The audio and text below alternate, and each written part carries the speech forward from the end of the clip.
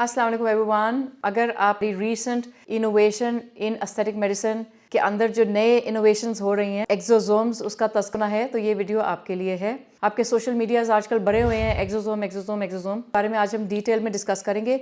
आज हम इसके अंदर थोड़ा डीप डाइव करेंगे और चेक करेंगे कि ये क्या चीज़ है, इसको एक्सप्लेन करेंगे। एक्सोसोम क्या है, ये कैसे काम करता है, इसके कितने सेशंस हैं, इसके साइड इफेक्ट्स हैं या नहीं हैं, ये स्किन और हेयर के अंदर किन इंडिकेशंस के ऊपर यानी किन इश्यूज के ऊपर ये इंतहाई इफेक्टिव है, इसका कोई साइंटिफिक डाटा भी है या कि बस जस्ट एक बातें हो रही हैं। और शुरू में एक्सोसोम को लेके कुछ कंसर्न्स थे रिगार्डिंग सम साइड इफेक्ट्स, वो क्या एक्चुअल में एग्जिस्ट करते हैं या किसी साइंटिफिक डाटा ने प्रूव कर दिया है कि ये ट्रबल फ्री है। ये सब कुछ आज डिटेल में इस वीडियो में।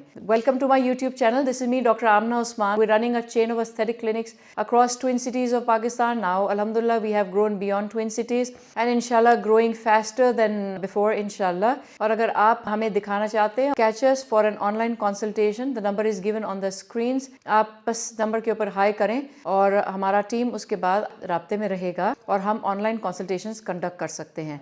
You be at anywhere in the world, we are there to help you. अगर आपको फर्स्ट ओपिनियन चाहिए, सेकंड ओपिनियन चाहिए, थर्ड ओपिनियन चाहिए, आप जानना चाहते जो आप कर रहे हैं वो ठीक है या आपको कुछ और चाहिए, या आप जानना चाहते हैं कि जो डॉक्टर ने आपको रिकमेंड किया वो ठीक है या आपको एक सेकंड ओपिनियन दरकार है, तो yes, will be there for you. Just hi on this WhatsApp number. So everyone, what is exosome? आजकल सोशल मीडियाज भरे हुए हैं। So what are exosomes? Exosomes are basically tiny vesicles that contain a lot of extremely crucial important material in them or bioactive molecules in them. कुछ proteins हो गए, कुछ growth factors हो गए, कुछ genetic information हो गई, उसको वो basically एक cells के अंदर लेके जा रहा। So basically it's a truck that takes this material to this material. Basically एक delivery truck के तौर पे काम कर रहा होता है। So basically it's a vesicle, very tiny vesicle that contain a lot of bioactive molecules that help improve on certain indications on skin and hair. यानी एक छोटा सा पैकेट है, खास तरह की इंफॉर्मेशन है या मॉलिक्यूल्स हैं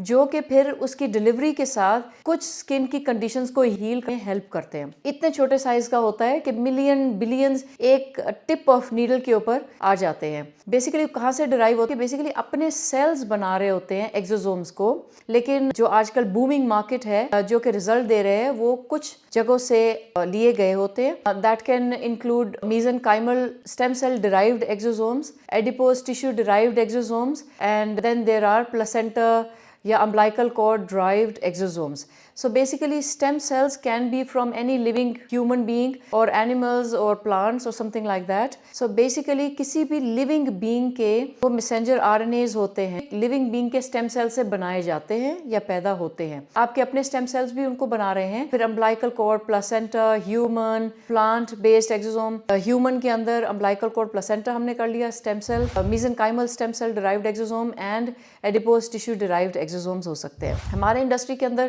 प्लांट बेस्ड भी हैं, एनिमल बेस्ड भी हैं और ह्यूमन बेस्ड भी हैं। Well, my experience is more with human derived exosome, वो भी जो कि हम न्यू बॉर्न प्लेसेंटा से या अम्बिलिकल कॉर्ड से ड्राइव कर रहे हैं। सो आज की जो ज्यादा डिस्कशन होगी वो उसी के बेस्ड होगी। और अपने स्टेम सेल्स भी कहीं पे यूज हो रहे हैं, autologous stem cells derived exosome, लेकिन मेरा थोड़ा सा एक ओपिनियन ये है कि सारे स्टेम सेल्स एक्सोसोम बनाएंगे तो वो कमजोर होंगे as compare to new born placenta या umbilical cord derived exosomes. In my opinion, at least for now, I think हम न्यू बॉर्न के अम्बिलिकल कॉर्ड से या प्लेसेंटा से हम stem cell driven exosomes use कर रहे हैं, को डिटेल में डिस्कस करेंगे। Because my vote towards that exosome is more, if you compare it with autologous stem cell derived exosome, that can be adipose tissues, that can be mesenchymal cells derived. और फिर जो हमारे पाकिस्तान के अंदर जो equipment supply हो रहा है, जो आपके ऑटोलोगस स्टेम सेल्स के अंदर से वो एक्सोसोम डिराइव कर रहे हैं, आने वाला वक्त बताएगा कि वो कितने एक्सोसोम्स उसमें डिराइव हो रहे थे। बिकॉज हमारे पास कोई इस टाइम पे कोई फैसिलिटी ऐसी नहीं है पैन पाकिस्तान जो कि देखे कि जो सैंपल आपको दिया गया है उसके अंदर कितने एक्सोसोम्स थे, वो कितने पोटेंट थे, उसमें कितने अलाइव थे। सो बेसिकली अगर आप ऑटोलोगस यानी अपने स्टेम सेल से एक्सोसोम डिराइव कराते भी हैं तो हमारे पास इक्विपमेंट नहीं है, पैन पाकिस्तान किसी क्लिनिक में नहीं है जो कि ये आपको बता सके कि ये एक्सोसोम बड़ा जबरदस्त बन गया और इसमें इतने बिलियंस निकल आए हैं, इतने मिलियंस निकल आए हैं, और उनकी जो एक्टिविटी लेवल होगा वो कितने एफिशिएंट होंगे, ये सारा वक्त बताएगा कि autologous exosome work as cool as your newborn placenta या umbilical cord driven exosomes. And plus ये कि जो अम्बिलिकल कॉर्ड या प्लेसेंटा से डिराइव्ड एक्सोसोम्स आ रहे हैं विद सर्टन ग्रेट ब्रांड्स, वो बेसिकली एक प्रॉपर इंडस्ट्री के अंदर बन रहे हैं जिसके अंदर ये बिलियन और मिलियंस को मेक श्योर किया जाता है कि the while contains this amount of like 2.5 billion, 5 billion, 40 billion, 20 billion and stuff like that. थोड़ा सा प्रैक्टिकल मार्केट को भी डिस्कस करेंगे। प्रैक्टिकली पाकिस्तान के अंदर एक सी ऑफ एक्सोसोम अब अवेलेबल है। Certain are proclaimed as plant based exosome, certain are proclaimed as animal based exosome, certain human based exosome. Human based basically newborn से placenta या अम्बिलिकल कॉर्ड ड्रिवन ही use कर रहे हैं, और जो autologous stem cell driven exosomes हैं उनको well to me I don't understand at the moment, because for me as you as जैसे जैसे पीआरपी कमज़ोर हो जाता है वैसे वैसे आपके एक्सोसोम भी कमज़ोर होंगे। तो अगर आपने अपने ही एक्सोसोम यूज़ करने हैं तो क्या ये सवाल पैदा होता है कि वो इतने ही एफिशिएंट हैं जितने के न्यू बॉर्न डिराइव्ड एक्सोसोम्स है। न्यू बॉर्न का मतलब प्लेसेंटा या अम्बिलिकल कॉर्ड ड्राइव्ड एक्सोसोम्स है। सो ये कुछ सवाल अभी पेंडिंग है जो कि साइंस ने जवाब देना बाकी है। बट अगर प्रैक्टिकली देखें, जैसे जैसे हमने कंक्लूड किया कि PRP is very effective, but जैसे जैसे आप एज करते हैं आपका पीआरपी कमज़ोर हो जाता है। हो सकता है आने वाला वक्त ये प्रूव करे कि जो आप अपने ही स्टेम सेल से एक्सोसोम बना रहे थे वो वीकर थे if you compare it with umbilical cord और प्लेसेंटल एक्सोसोम्स। अब जो ह्यूमन एक्सोसोम्स हमारे पास पाकिस्तान में अवेलेबल हैं, कुछ यूरोपियन, कोरियन, अमेरिकन हैं, कुछ सीरम बेस्ड हैं। Basically they are not exosomes specifically, but then there are certain serums that contain certain ingredient that work as exosomes work. But obviously उसके अंदर हमें ये भी देखना है कि वो उतना ही काम करते हैं जितना एक्सोसोम्स, या कि वो कम काम करते हैं, उनकी एफिशिएंसी कितनी है। तो इसमें इंपॉर्टेंट है कि कौन सा एक्सोसोम यूज करना है, और इसमें ये भी इंपॉर्टेंट है कि कितनी क्वांटिटी यूज करनी है, और ये भी इंपॉर्टेंट है कि वो कितने एफिशिएंट हैं। Different types and different varieties of exosome, उनका कंपैरिजन, कौन सा एक्सोसोम कितना एफिशिएंट है। क्यों? क्योंकि जनरली प्राइस टैग सबका एक ही जितना है। अगर आप ऑटोलोगस यानी अपने एक्सोसोम पे काम कर रहे हो वो भी तकरीबन उतने प्राइस के पड़ रहे हैं। जब आप बड़ी कंपनीज के अम्बिलिकल कॉर्ड या प्लेसेंटल डिराइव्ड एक्सोसोम यूज करें वो भी उतने ही कॉस्ट के पड़ रहे हैं। तो फिर सवाल ये आता है कि कौन सा लेबल चूज करना है और कितनी एफिशिएंसी होगी उन डिफरेंट वैरायटीज ऑफ एक्सोसोम्स के अंदर। So for me I have recently work with more then 20-25 varieties, but believe you me only 3-4 helpful. तो फॉर मी जो एक्सोसोम पाकिस्तान में सप्लाई हो रहे हैं, आई थिंक उसके अंदर तकरीबन 60 to 70% I found inefficient. However this still has to grow because the exosome market is growing. So science and doctors and patients are fiddling around to know what and what not and where and how and कैसे। However जो exosome काम कर रहे हैं वो बहुत अच्छा काम कर रहे हैं। उसमें लेबल्स काउंट करते हैं कि कौन सा लेबल आप यूज कर रहे हैं, कितने अमाउंट का एक्सोसोम है, नंबर ऑफ एक्सोसोम्स कितने हैं। द एक्सोसोम इन पाकिस्तान यानी in my knowledge start with 1 billion and they are being available at 60 billion exosomes। 1 billion से लेकर 60 बिलियन एक्सोसोम तक की वायल्स अवेलेबल हैं with different brand labels with different price tags। now कौन सा एक्सोसोम कहाँ पे काम करता है, कितना एफिशिएंट होता है, कौन सा एक्सोसोम चूज करना चाहिए, ये तो ऑब्वियसली डॉक्टर ही डिसाइड करता है, और किसके अंदर कौन सा एक्सोसोम हमें करना चाहिए इसको फर्दर डिस्कस करते जाएंगे। Stay tuned. किन किन इंडिकेशंस में एक्सोसोम्स काम करता है पहले ये डिस्कस कर लेते हैं, और फिर डिस्कस करते हैं कि कौन से अमाउंट का एक्सोसोम हमें यूज करना चाहिए। Indications can be androgenetic alopecia, male pattern baldness, female pattern baldness, और फीमेल्स के अंदर मेल पैटर्न बॉल्डनेस को हम डिस्कस कर लेंगे। इधर काम करता है। उसके बाद मेलाज्मा, अमेजिंग रिजल्ट्स, पिगमेंटेशन को डील करने के लिए अमेजिंगली काम करता है। Acne scars, wrinkle reduction, facial rejuvenation, collagen induction, hair fall के ट्रीटमेंट्स के अंदर, and not to forget wound healing के अंदर बेहतरीन काम करता है। तो अगर हम इसको क्यूमुलेट करें, हेयर लॉस के अंदर may it be male pattern baldness, may it be female pattern baldness, scars के अंदर, वुंड हीलिंग्स के अंदर, एक्ने स्कार्स के अंदर specifically it works great. Collagen induction के अंदर वर्क्स अमेजिंग, रिंकल रिडक्शन के लिए वर्क्स एक्सीलेंट। खासतौर पे कुछ रिंकल्स ऐसे होते हैं जो बोटॉक्स करने के बाद भी रह जाते हैं, कुछ डीप रिंकल्स होते हैं, कुछ फाइन रिंकल्स होते हैं, works excellent. Okay, and then it works in melasma, great. Skin lifting, skin tightening because it works on collagen induction, elastic tissue induction, works excellent. तो कैसे कैसे काम करता है in general, exosome work by improving the growth factors, improving collagen induction, improving elastic tissue induction, growth in the skin and hair tissues। Number 2, it works by decreasing inflammation। यानी specifically जब हम ageing को देखते हैं या हम pigmentation को देखते हैं तो इन्फ्लेमेशन जो है यानी ट्रॉमा के बाद जो इंजरी है और इंजरी को हील होने में जो टाइम लग रहा है उसके अंदर काफी सारा ये प्रॉब्लम्स आते हैं। एजिंग के प्रॉब्लम्स बहुत ज्यादा आते हैं, मेलाज्मा के प्रॉब्लम बहुत ज्यादा आते हैं। तो वो जब यहाँ पे काम करता है तो it start working for melasma, it start working for rejuvenation. Rejuvenation का मतलब ये कि रीजनरेटिव यानी रिंकल को रिड्यूस कर रहा है, स्किन टाइट कर रहा है, फाइब्रोब्लास्ट ग्रोथ फैक्टर्स को बढ़ा रहा है, कोलेजन को इंक्रीज कर रहा है, तो स्किन इलास्टिसिटी को इंप्रूव कर रहा है, स्किन टाइटनिंग को इंप्रूव कर रहा है। It works by improving on angiogenesis यानी स्किन में, स्कैल्प में, हेयर में आपके वेस्कुलराइजेशन को इंप्रूव करता है। विद एज आपके जो कैपिलरीज होते हैं, ब्लड सप्लाईज होते हैं, ब्लड फ्लोज होते हैं, वो रिड्यूस हो जाते हैं। इधर ये काम करता है इंड्यूस करने के लिए, एंजियोजेनेसिस करता है। जब ब्लड सप्लाई बेहतर होगी, आपकी स्किन बेहतर होगी, आपके हेयर बेहतर होंगे, ओवरऑल जो डीजेनरेटिव चेंजेस है वो रीजनरेशन की तरफ शुरू हो जाएगा। वुंड हीलिंग को इंतहाई बेहतरीन काम करता है। सो कहीं पे वुंड हीलिंग है, डायबिटिक फुट है, क्रॉनिक वुंड्स हैं, नहीं ठीक हो रहे, exosome can be useful in that. So where it help working on inflammation, anti aging great, melasma great, acne scars, rejuvenation, collagen reduction, wrinkle reduction, skin tightening, hair fall को improve करता है। काम कहाँ पे कर सकता है? जो हमारे इंडिकेशंस हैं, it works great on wrinkles, works great on skin tightening, works great on acne scars, it works great on open pores, it works great on skin lifting, it works great on hair fall. जो scarring hair alopecia है उसकी researches चल रही हैं, but otherwise it works great on other indications of hair fall. सबसे पहले hair fall को ही लेकर डिस्कस करते हैं। सो बेसिकली हेयर फॉल कोई भी तरीके का हो, मेल पैटर्न बॉल्डनेस हो, टीलोजन इफ्लूवियम हो, फीमेल पैटर्न बॉल्डनेस हो, कोई क्रॉनिक एलोपेशियाज हो, एलोपेशिया एरिएटर्स हो, और कोई ऐसा एलोपेशिया जिसकी वजह समझ में ना आ रहा हो, नॉन स्कारिंग एलोपेशिया के अंदर इट वर्क्स एक्सीलेंट। काम कहाँ कर रहा होता है? डर्मल पेपिला के ऊपर काम कर रहा होता है। Dermal papilla is the place जहाँ आपका हेयर का ग्रोथ हो रहा होता है, और वो आपके हेयर फॉलिकल को स्ट्रॉन्ग कर देता है, और हेयर फॉलिकल्स आपके बढ़ने शुरू हो जाते हैं। एंड साइड बाय साइड अगर कोई ऑन गोइंग हेल्थ इशू चल रहा है, स्किन के अंदर कोई इन्फ्लेमेटरी इशू चल रहा है, इन्फ्लेमेशन को रिड्यूस करेगा, एंजियोजेनेसिस को प्रमोट करेगा। एंजियोजेनेसिस होता है जहाँ पे आपकी वेसल्स का नंबर भी बढ़ जाता है और वेस्कुलर सप्लाईज बढ़ जाते हैं। And not to forget DHT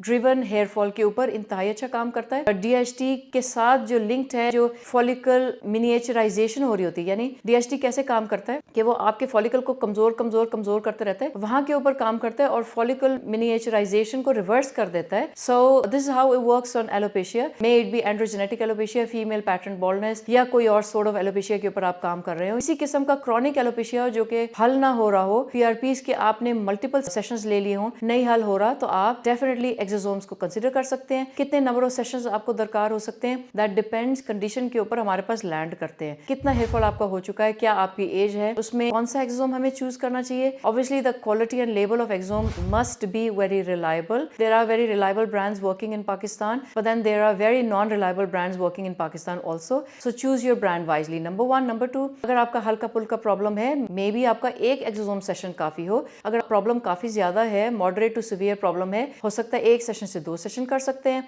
अगर आपका प्रॉब्लम बहुत ज्यादा है, बहुत क्रॉनिक है, पुराना प्रॉब्लम है, हो सकता है 3-4 सेशन भी दरकार हो सके। आमतौर पे अगर आप सही मिकदार एक्सोसोम की चूज करते हैं और सही नंबर ऑफ सेशंस चूज करते हैं, तो 3 to 4 वीक्स के अंदर आपको रिकवरी महसूस होना शुरू हो जाती है। नॉट दैट कि हरे भरे बाल एकदम आ जाते हैं, लेकिन यस, आपको हेयर फॉलिकल्स नजर आना शुरू हो जाते हैं, and you can see that the things have started working on the scalp. And obviously फिर वो बाल ग्रो करने में थोड़ा टाइम लगेगा, and then meanwhile depending on the situation of your problem, उसको रिपीटेड स्टिमुलस दे सकते हैं with repeated exosome sessions, maybe 3-4 times, या फिर आप स्टॉप भी कर सकते हैं, but that all has to be decided by the treating doctor, not you, because doctor knows better. Okay, exosome किया किस तरीके से जा सकता है? एक्सोसोम आपके डायरेक्ट इंजेक्शंस हो सकते हैं, इंट्राडर्मल इंजेक्शंस हो सकते हैं, माइक्रोनीडलिंग RF जैसे सिल्फामैक्स हम करते हैं हेयर के लिए, उसके साथ भी हम कर सकते हैं। That is an easier way of doing it, and obviously by adding another technology it will add to the results also. और बाकी जो डिवाइसेस हैं, the plasma pen kind of devices, I don't like using those devices much, I don't use them, but yes, that's another kind of delivery system that you can use while using exosomes. Okay,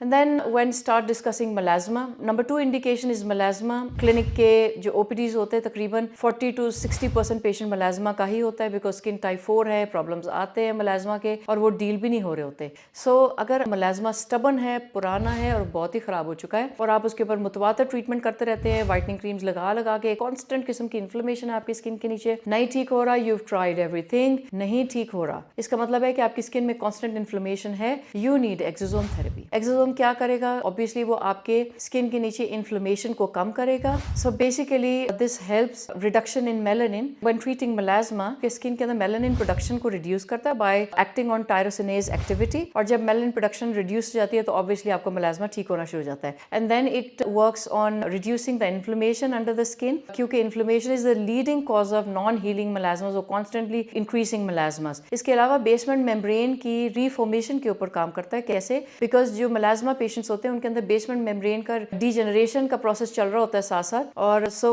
it works on healing and repair. So there where exosome works it improves on or the structure of basement membrane, which also improves on the results for melasma treatment. And then obviously जो regenerative इसकी properties हैं, growth factors, proteins और fibroblast के साथ जो activities चल रही होती है उसके साथ obviously melasmas further improve हो सकते हैं। Then when you talk about regeneration of the skin, anti-aging के अंदर कैसे काम करता है इसको डिस्कस करते हैं। So हमने बेसिकली दो इंडिकेशंस को डिस्कस कर लिया, एक हमने हेयर फॉल को डिस्कस कर लिया, एक हमने melasma को डिस्कस कर लिया। That's a very cool causes यहाँ जबरदस्त काम कर रहा है। Now talking about anti ageing के अंदर कोलेजन इलास्टिक टिश्यू प्रोडक्शन को 300% इंप्रूव करता है, रिंकल रिडक्शन को 41% रिड्यूस करता है, एंड देन ऑब्वियसली जो आपका क्यूमुलेटिव ऑक्सीडेटिव स्ट्रेस होता है उसको कम करता है, आपके रिकवरी रिपेयर को इंप्रूव करता है। And just by improving on collagen elastic tissue obviously आपका सारा रीजनरेशन शुरू हो गया, तो फिर एंटी एजिंग तो होना ही है। और फिर विद एज मेटालोप्रोटीनेजेस बनते हैं स्किन के अंदर जो कि स्किन की डिजेनरेटिव चेंजेस के लिए रिस्पॉन्सिबल होते हैं, तो वो उसको हॉल्ट करता है, उसकी प्रोडक्शन को कम करता है। It is excellent rejuvenation treatment. ये बेसिकली रीजनरेटिव मेडिसिन के अंदर, एस्थेटिक मेडिसिन के अंदर आता है, and it works excellent in reducing your wrinkle, in improvement of the skin texture, in skin tightening, in skin lifting. आपका ग्लो और radiance के लिए एक्सीलेंट है, इट वर्क्स एक्सीलेंट, और पोर्स को मिनिमाइज करता है 41%। यस, सो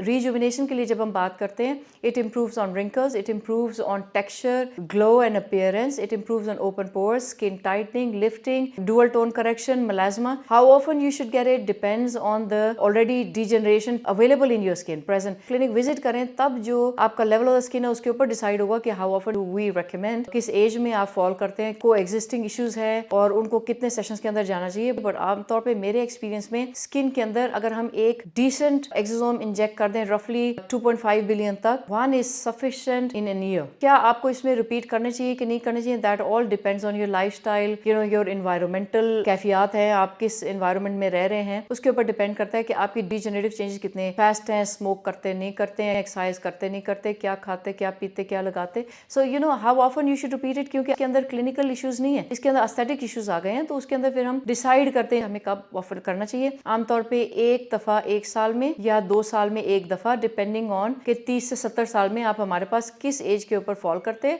और आपके स्किन पे एजिंग के चेंजेस कितने फास्ट और कितने आते हैं, इसके ऊपर डिपेंड करेगा। So now coming to acne scars, it works excellent for its strength of angiogenesis and repair and basement membrane correction and fibroblasts and growth factors are helping improve on the scars। अगर आपके stubborn किस्म के acne scars और आप सारा कुछ करा चुके हैं तो फिर exosome आप कंसीडर कर सकते हैं, but here it won't work alone, you have to combine it with some sort of fractional CO2 या microneedling। उसमें उसके results की जो percentage है वो improve हो जाती है और inflammation को reduce करता है, तो healing भी improve हो जाती है। कितने sessions आपको दरकार होते हैं डिपेंड्स कि आपको किस लेवल के कितने स्कार्स हैं और क्या आपको हर सेशन में एक्सोम की जरूरत है कि नहीं, दैट आल्सो डिपेंड्स के सिचुएशन क्या है। आमतौर पे ऐसा भी हो सकता है कि आधा माइक्रोनीडलिंग आरएफ का सेशन या फ्रैक्चर CO2 का सेशन एक्सोम के साथ हो जाए और बकाया एक्सोम के बगैर हो जाए, या फिर every session we try go with this. And enough scientific data available है जो प्रूव करता है कि आपके सिंपल माइक्रोनीडलिंग आरएफ या सिंपल फ्रैक्शनल CO2 ट्रीटमेंट्स या विद एक्सोम, तो